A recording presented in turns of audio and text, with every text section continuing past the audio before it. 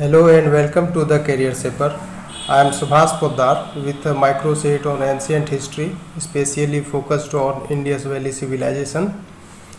It will be beneficial for your upcoming BPSC PT exam. Now let's go through this set to solve it. Question number 1. वैदिक सभ्यता भारत की सर्व प्राचीन सभ्यता है। विद्वानों की ऐसी धारणा कब तक थी? ऑप्शन देखें 17th सेंचुरी एडी के प्रारंभ तक, 18th सेंचुरी एडी के प्रारंभ तक,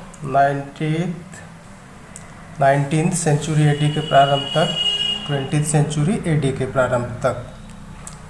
तो ये आंसर इसका डी होगा, 20th सेंचुरी एडी के प्रारंभ तक। विद्वानों की ऐसी धारणा थी कि ये जो वैदिक सिविलाइजेशन है यही सबसे पुराना है, लेकिन इस भ्रम को तब तोड़ा गया जब 20वीं सदी एडी के तृतीय दशक में हड़प्पा और मोहनजोदड़ो की खुदाई हुई, तब ये भ्रम टूटा। 20वीं सदी एडी के प्रारंभ तक ऐसी ही मान्यता थी, तो इसका आंसर डी हो जाएगा।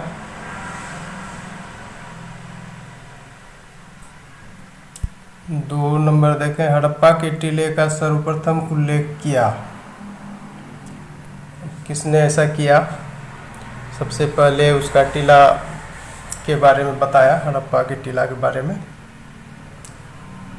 तो ये चार्ल्स मैसन थे। 1826 में इस तरह का उल्लेख किए थे पहली बार, तो इसका आंसर तो चार्ल्स मैसन हो जाएगा, ए नंबर।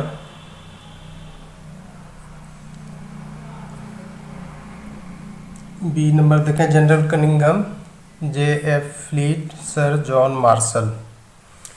तो ये जनरल कनिंघम साहब क्या किए थे? 1853 तथा 1873 में हड़प्पा का सर्वे कर कुछ पुरावस्तुएं प्राप्त की थी इन्होंने। और जे.एफ. फ्लीट साहब क्या किए थे? 1912 में हड़प्पा से प्राप्त की गई सामग्रियों पर रॉयल एशियाटिक सोसाइटी (RAS) द्वारा प्रकाशित पत्रिका में एक लेख प्रस्तुत किया था फ्लीट साहब ने। डी नंबर देखें, सर जॉन मार्शल, ये तो डीजी थे ASI डिपार्टमेंट के 1921 ईस्वी में, और इन्हीं के नेतृत्व में ये माधव स्वरूप वत्स ने उत्खनन कार्य करवाए 1926-27 से 1933-34 तक। और सर मार्टिमर व्हीलर ने भी 1946 में उत्खनन कार्य करवाए और पुरातात्विक महत्व की अनेक वस्तुएं प्राप्त की। ये दोनों मार्शल के अध्यक्षता में ऐसा किए, तो इसका आंसर ए हो जाएगा, चार्ल्स मैसन।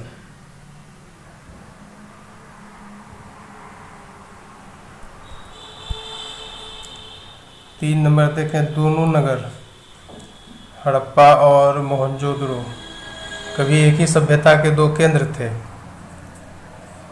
इस संदर्भ में सत्य है। दोनों सिंध प्रांत के नगर थे, ये गलत है। दोनों पंजाब प्रांत के नगर थे, ये भी गलत है। देखिए इसमें ए और बी जो है दोनों सिंध प्रांत के नगर थे, तो ये हड़प्पा था पंजाब का, जो अभी पाकिस्तान में चला गया है, और वो किस ज़िले में पड़ता है?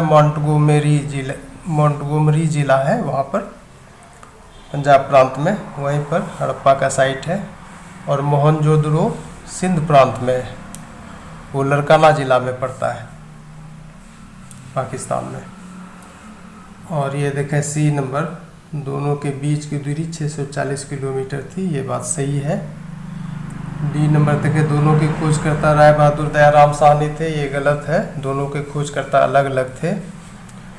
हदमोरा याद रखिए, हड़प्पा का दयाराम साहनी और मोहनजोदड़ो का राखालदास बनर्जी। मोहनजोदड़ो की खोज राखालदास बनर्जी 1922 में किए थे। तो इस तरह से ए, बी और डी गलत हुआ, सी सही है। आंसर इसका सी हो जाएगा।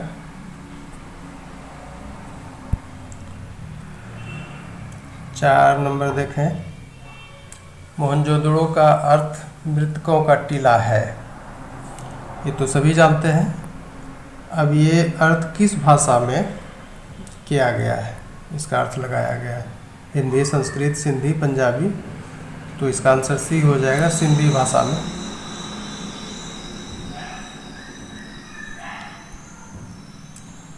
पाँच नंबर देखें, सैंधव सभ्यता अपनी पूर्ण विकसित अवस्था में प्रकट होती है। कब ऐसा समय आया जो कि बिल्कुल ही डेवलप्ड थे यहाँ के नगर। देखिए ये 2500 BC के आसपास की बात है, जब सैंधव सभ्यता अपनी पूर्ण विकसित अवस्था में प्रकट होती है। तो इसका भी आंसर हो जाएगा डी, 2500 BC के आसपास।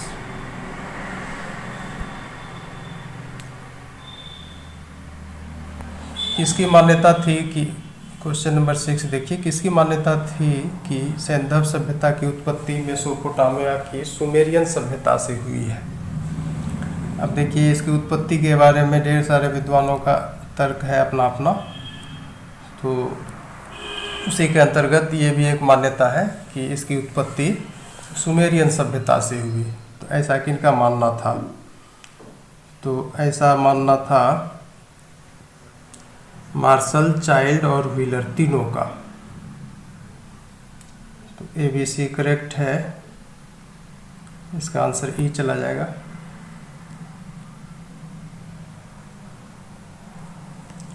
ये मार्शल, चाइल्ड, व्हीलर, इन तीनों का मानना था कि सुमेरियन सभ्यता से इसकी उत्पत्ति हुई है। 7 नंबर देखें, सैंधव सभ्यता सुमेरियन सभ्यता का एक उपनिवेश है, किसने कहा? ये अच्छा स्टेटमेंट है, क्वेश्चन इस सब पर बनता है अच्छा। तो ऐसा व्हीलर ने कहा था, सैंधव सभ्यता सुमेरियन सभ्यता का एक कॉलोनी है, उपनिवेश है। तो इसका आंसर पहले कर देते हैं, ए हो जाएगा आंसर, व्हीलर। अब देखिए व्हीलर ने ऐसा क्यों कहा? तो व्हीलर दोनों सभ्यताओं में, यानी कि सैंधव सभ्यता और सुमेरियन सभ्यता में कुछ समानता पाया, उसी के आधार पर ऐसा कहा था। तो उसमें समानता क्या क्या पाया इन्होंने दोनों सभ्यताओं में? पहला कि नगरी सभ्यता है दोनों, दूसरा कि कांसे व तांबे के साथ साथ लघु पाषाण उपकरण का प्रयोग हुआ है दोनों सभ्यताओं में, तीसरा है कच्ची तथा पक्की ईंटों के भवन, चौथा है चाक का प्रयोग, पांचवा है लिपि का ज्ञान। ये समानता तो व्हीलर महोदय ने देख लिया, लेकिन दोनों सभ्यता में जब अंतर का अध्ययन किया गया तो व्हीलर यहाँ पे गलत साबित हो गए। देखिए अंतर क्या क्या पाया गया। सैंधव सभ्यता की नगर योजना सुमेरियन सभ्यता की अपेक्षा अधिक सुव्यवस्थित है, यहीं पे थोड़ा अंतर आ गया। दूसरा नंबर है क्या कि दोनों के बर्तन, उपकरण, मूर्तियाँ, मुहरें इत्यादि आकार प्रकार में काफ़ी भिन्न है, यहाँ पे डिफरेंस हो गया। तीसरा है लिपियाँ परस्पर भिन्न है, यानी दोनों सभ्यताओं की लिपि जो है वो भिन्न भिन्न है। सैंधव लिपि 400 अक्षर का है, सुमेरियन लिपि 900 अक्षर का है। तो इस तरह से डिफरेंस देखा गया और यहाँ पे व्हीलर महोदय गलत साबित हुए।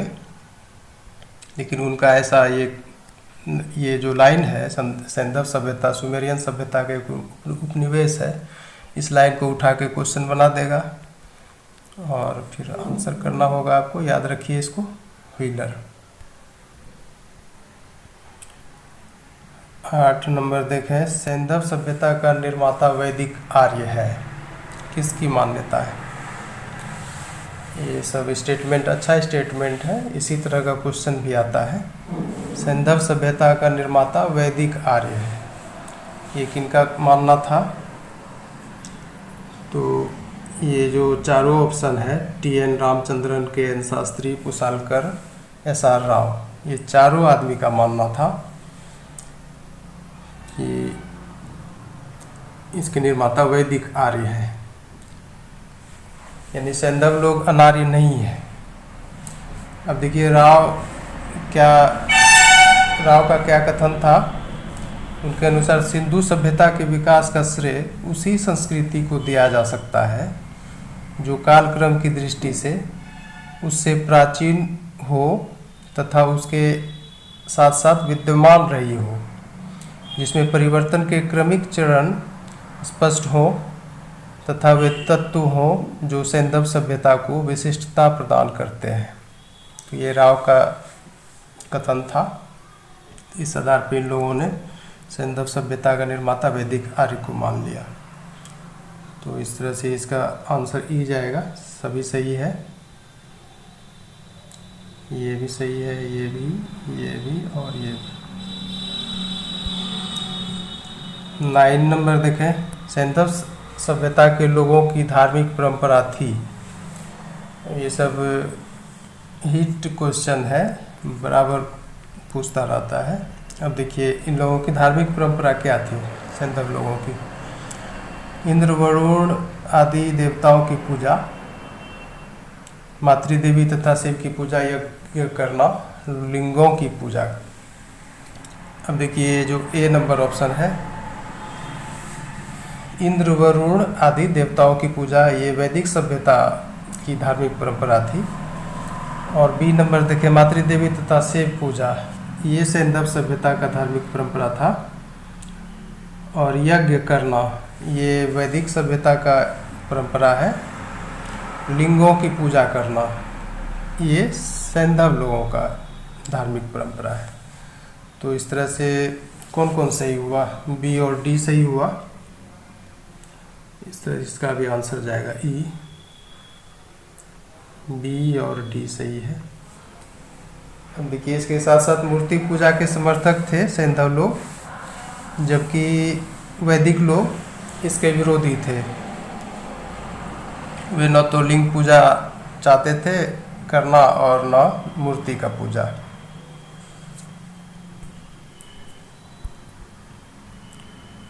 दस नंबर देखें, सैंधव सभ्यता के लोग परिचित थे। इससे भी क्वेश्चन आता रहता है बराबर। किस चीज़ से परिचित थे? लोहा, व्याघ्र, हाथी, अश्व। तो लोहा से तो अपरिचित थे सैंधव सभ्यता के लोग, इससे वैदिक लोग परिचित थे। व्याघ्र और हाथी से परिचित थे सैंधव सभ्यता के लोग। अश्व से भी परिचित नहीं थे सैंधव सभ्यता के लोग, ये वैदिक सभ्यता के लोग इससे परिचित थे, क्योंकि ये जो आर्यों का प्रिय पशु था अश्व, क्योंकि युद्ध में विजय दिलाने में सहायक था ये पशु। तो इस तरह से इसका आंसर क्या हो जाएगा? व्याघ्र और हाथी। 10 का ई जाएगा आंसर। ये दोनों सही है, बी, सी। 11 नंबर देखिए, सैंधव सभ्यता के लोगों के लिए धार्मिक रूप से पवित्र एवं पूज्य पशु था। धार्मिक रूप से पवित्र एवं पूज्य, तो गाय तो नहीं होगा। गाय वैदिक सभ्यता के लोगों के लिए था पूजनीय और पवित्र माना जाता था। इसको अघन्या बोलते थे वो लोग। तो ये वृषभ है यानी बैल, तो यही था उनका धार्मिक रूप से पवित्र और पूज्य पशु। घोड़ा, हाथी ये सब नहीं होगा। इसका आंसर बी हो जाएगा, 11 का बी। 12 नंबर देखें, सैंधव सभ्यता की विशेषता थी ग्रामीण एवं कृषि प्रधान, नगरीय एवं व्यवसाय प्रधान, मकान बनाने में घास फूस तथा बांस का प्रयोग, मकान बनाने में पक्की ईंटों का प्रयोग। तो ये सब विशेषता किसमें था, ये थोड़ा सा याद रखना पड़ेगा। देखिए ये ग्रामीण एवं कृषि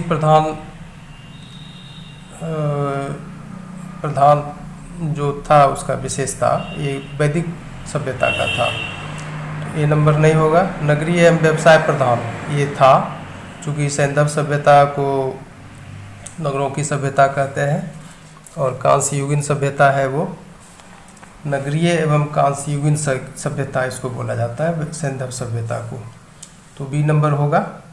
फिर देखें सी नंबर, मकान बनाने में घास फूस तथा बांस का प्रयोग, ये वैदिक सभ्यता में होता था, ये भी नहीं होगा। मकान बनाने में पक्की ईंटों का प्रयोग ये होगा। तो इसमें कौन कौन सही हुआ, बी और डी सही हुआ, तो इसका आंसर जाएगा ई।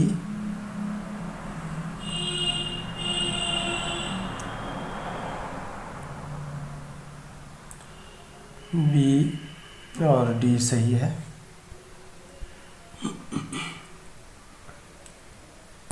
तेरह नंबर देखें, मोहनजोदड़ो के निवासी अधिकांशतः थे, ये भी क्वेश्चन अच्छा है, पूछ सकता है। प्रोटो ऑस्ट्रेलोइड, भूमध्य सागरी, मंगोलियन, अल्पाइन, तो इसका आंसर बी हो जाएगा। मोहनजोदड़ो के निवासी अधिकांशतः भूमध्य सागरी थे, सागरीय। 13 का बी। और ये जो चारों विकल्प है ये सैंधव सभ्यता से प्राप्त भिन्न भिन्न जातियों के अस्थि पंजर हैं, उसी से पता लगाया जाता है कि निवासी यहाँ जो प्राचीन काल में रहते थे वो किस प्रजाति के थे।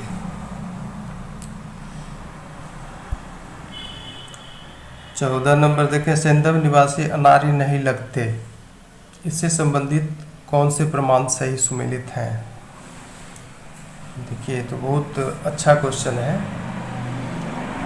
सैंधव निवासी अनार्य नहीं लगते, तो ये उन्हीं लोगों का मानना होगा जो बोले कि सैंधव सभ्यता का निर्माता वैदिक आर्य लोग थे, उन्हीं लोगों का मानना होगा ऐसा, तो वही लोग प्रमाण दिए होंगे। तो देखिए ए नंबर ऑप्शन, यज्ञवेदियाँ कहाँ से पाया गया, ये पाया गया था लोथल और कालीबंगन से,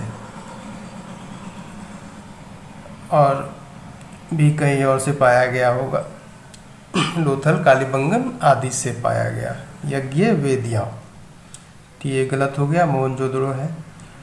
बी नंबर देखें, मिट्टी की बनी घोड़े की आकृति, लोथल कालीबंगन आदि, तो ये भी गलत है। मिट्टी की बनी घोड़े की आकृति मोहनजोदड़ो से प्राप्त की गई है, बी भी गलत हुआ।